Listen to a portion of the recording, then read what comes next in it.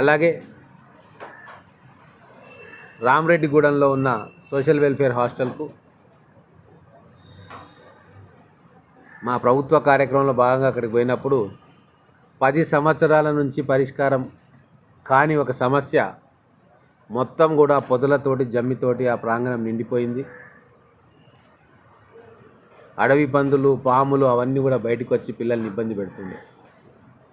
చీకటి కాగానే పిల్లలందరూ గేట్లు బంద్ చేసుకొని కిటికీ తలుపులు మూసుకొని నైట్ టైం ఉండేవారు. ఎవరికి చెప్పినా లాభం లేదు ఈ 10 సంవత్సరాల్లో అని చెప్పి ప్రిన్సిపల్ గారు ఎంతో ఆవేదనతో నాకంటే అప్పటికప్పుడు నిర్ణయం తీసుకొని మా నాయకులందరితో సంప్రదించి ఈరోజు దాదాపుగా 100 మంది కాంగ్రెస్ నాయకులు కార్యకర్తలతోటి శ్రమదానం చేసినాం. అక్కడ 2 జేసీబీలను పెట్టినాము, డోజర్లను పెట్టినాము. దాన్ని మొత్తం కూడా క్లీన్ చేసి పిల్లలు ఆడుకోవడానికి ఆట స్థలము, విశాలమైన ప్రాంగణము, తర్వాత ఈ పాములు, అడవి పందుల బెడద లేకుండా క్లియర్ చేస్తూ ఉన్నాం. జంగల్ని మొత్తం పని నడుస్తూ ఉంది. ఆ చేస్తున్న క్రమంలో మా అందరికి కూడా ఒక ఆలోచన వచ్చింది. ఇది ఒక్క రోజుతో దీన్ని సరిపెట్టుకోవద్దు. ప్రతి ఆదివారం కూడా మేము, మా కార్యకర్తలము, ఇంకెవరైనా పట్టణంలో నుంచి ఏమన్నా సిటిజన్స్ కూడా మాకు తోడైతే శ్రమదానం చేయాలని నిర్ణయించుకున్నాం. ప్రతి ఆదివారం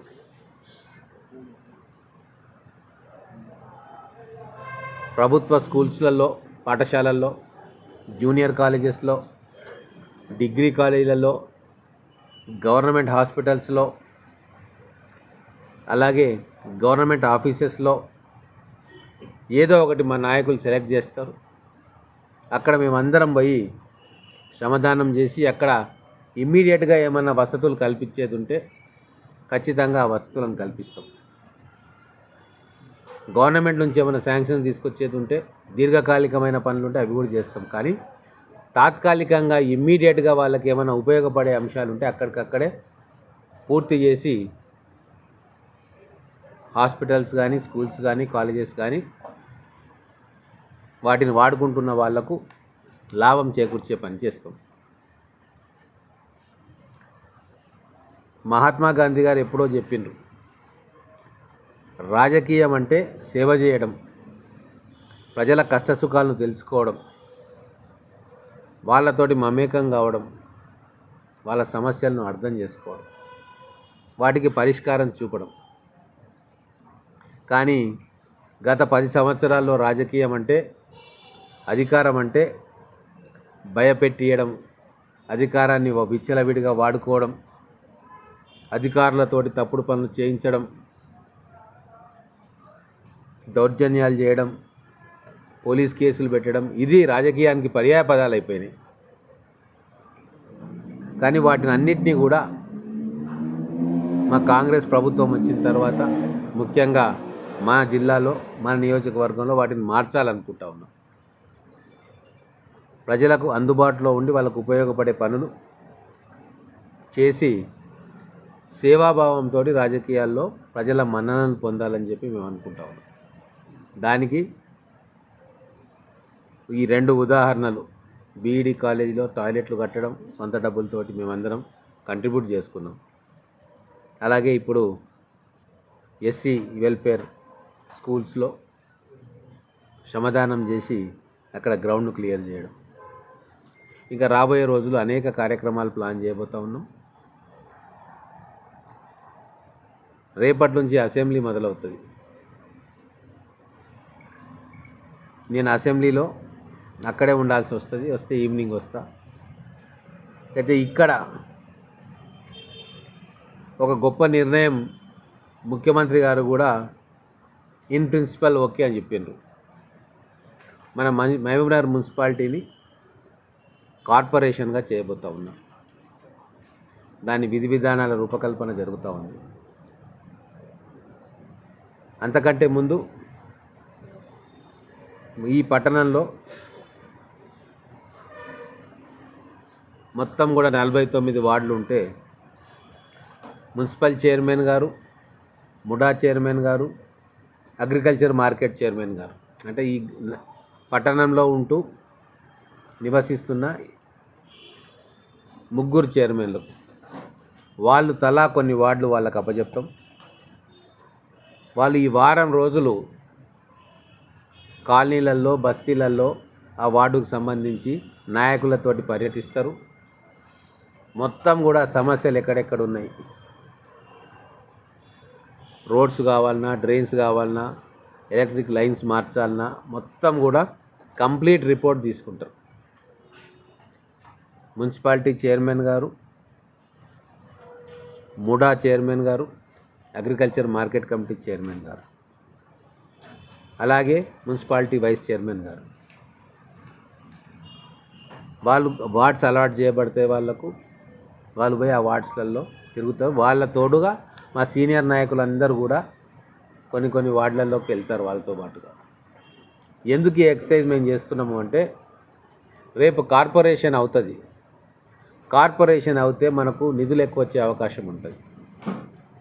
కాబట్టి ఇవన్నీ కూడా ప్రిపేర్ చేసుకొని, ఎస్టిమేట్స్ అన్ని ప్రిపేర్ చేసుకొని పెట్టుకోవాలి. నెక్స్ట్ ఇయర్ బడ్జెట్ ప్లాన్ చేసుకుంటున్నప్పుడు వీటన్నిటిని కూడా మనం ప్రభుత్వానికి సమర్పిస్తే ఖచ్చితంగా మనకు అదనపు నిధులు తీసుకురావచ్చే అవకాశం ఉంటుంది. ఈ మొదటి సంవత్సరంలో ప్రతి వార్డుకు కూడా నిధులు కేటాయించుకున్నాం. కౌన్సిల్లో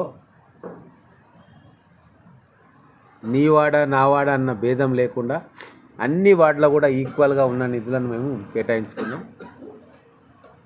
ఈ ఒక్క సంవత్సరము కౌన్సిలర్లు అందరూ కూడా స్వేచ్ఛగా కౌన్సిల్లో తమ వార్డులకు సంబంధించిన సమస్యలను ప్రస్తావించిండ్రు. అదంతా మీరు టీవీలలో కూడా చూసిండ్రు.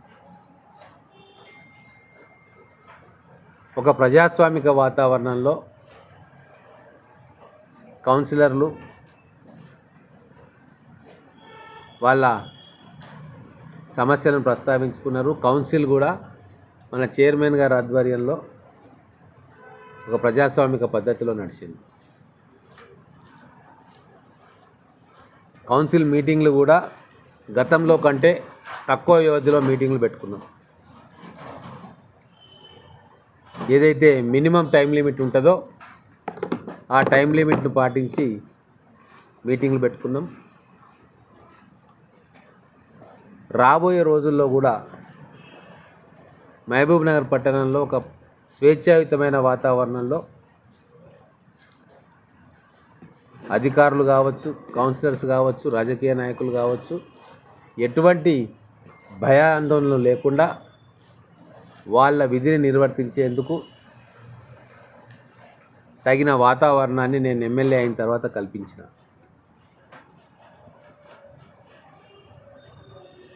రేపు కార్పొరేషన్ కూడా మహబూబ్ నగర్ పట్టణ గౌరవాన్ని పెంచేందుకు, మనకంటే చిన్న పట్టణాలు కూడా కార్పొరేషన్స్ అయినాయి గతంలో, కానీ ఏ కారణం చేతనో మన మహబూబ్ నగర్ ఇంత పురాతనమైన పట్టణం, డిస్ట్రిక్ట్ హెడ్ క్వార్టర్, గతంలో ఉమ్మడి ఆంధ్రప్రదేశ్లోనే పెద్ద జిల్లా, అతిపెద్ద జిల్లా అనంతపురం తర్వాత మహబూబ్ నగర్. ఇంత విశిష్టమైన చరిత్ర కలిగిన మహబూబ్ నగర్కు కార్పొరేషన్ హోదా దక్కలేదు. కానీ నేను వచ్చిన తర్వాత పట్టణంలోని చాలామందితోటి మాట్లాడినా, ఉండాలే కార్పొరేషన్, మన మహబూబ్ నగర్ గౌరవం పెరుగుతుంది అని చెప్పి అందరూ అభిప్రాయపడ్డారు. ఈ విషయాన్ని గౌరవ ముఖ్యమంత్రి గారికి కూడా తెలియజేసిన, అధికారులకు తెలియజేసిన, ముఖ్యమంత్రి గారు ఒప్పుకున్నారు. త్వరలోనే కార్పొరేషన్ గురించి ప్రకటన వస్తుంది. వాళ్ళు అధికారికంగా కార్పొరేషన్ వైశాల్యం ఎంత ఉండాలి ఏంది అనేది అధికారులు మనకు చెప్తారు. కానీ ఒక్కటి మాత్రం, కార్పొరేషన్ అయిన తర్వాత మన మహబూబ్ నగర్ కేటాయించే బడ్జెట్లో ఖచ్చితంగా గతంలో కంటే ఎక్కువ బడ్జెట్ మన మహబూబ్ నగర్ కేటాయించుకుంటాం.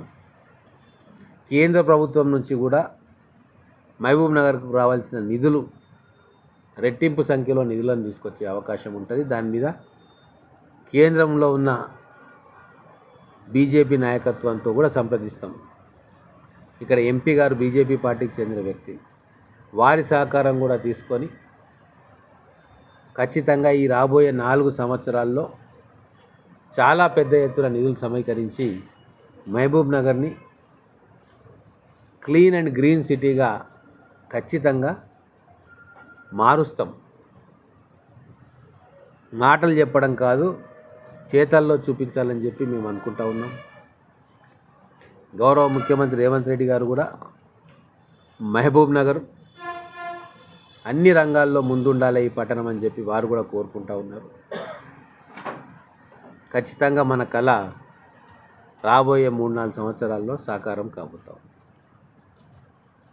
ఓకే.